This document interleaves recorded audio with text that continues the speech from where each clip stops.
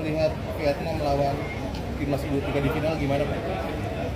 Ya, ini kedua kalinya kita ketemu Vietnam.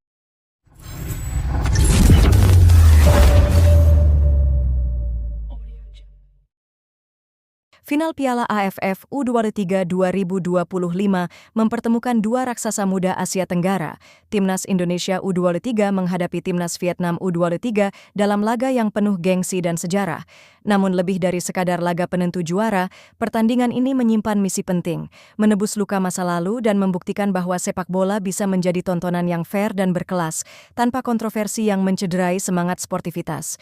Masih segar dalam ingatan publik bagaimana edisi sebelumnya diwarnai berbagai insiden yang menimbulkan perdebatan, keputusan wasit yang dianggap merugikan, pelanggaran keras yang lolos dari hukuman, hingga ketegangan antar pemain di lapangan menjadi catatan kelam yang ingin dihindari pada final kali ini. Wajar jika banyak pihak, termasuk para pengamat dan pecinta sepak bola, berharap partai puncak Piala AFF U23 tahun ini bisa berjalan bersih, adil, dan menjunjung tinggi fair play.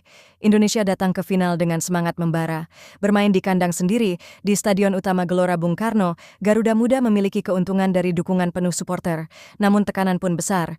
Anak asuh pelatih Shin Tae-yong dipastikan tidak hanya membawa beban ekspektasi juara, tetapi juga tuntutan tampil disiplin dan dewasa di tengah atmosfer laga yang syarat emosi.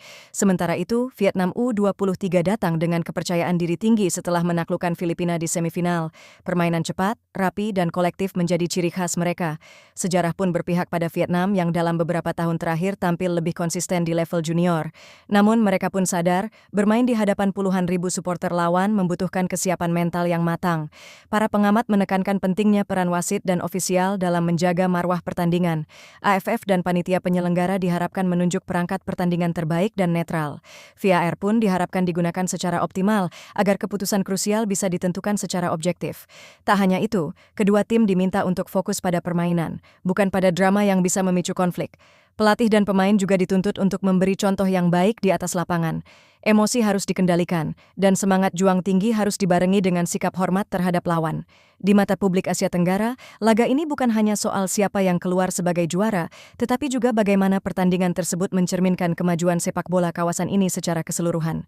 Pertandingan Indonesia versus Vietnam bukan sekadar ulangan final, tapi juga kesempatan untuk menunjukkan bahwa rivalitas tak harus dibumbui kontroversi.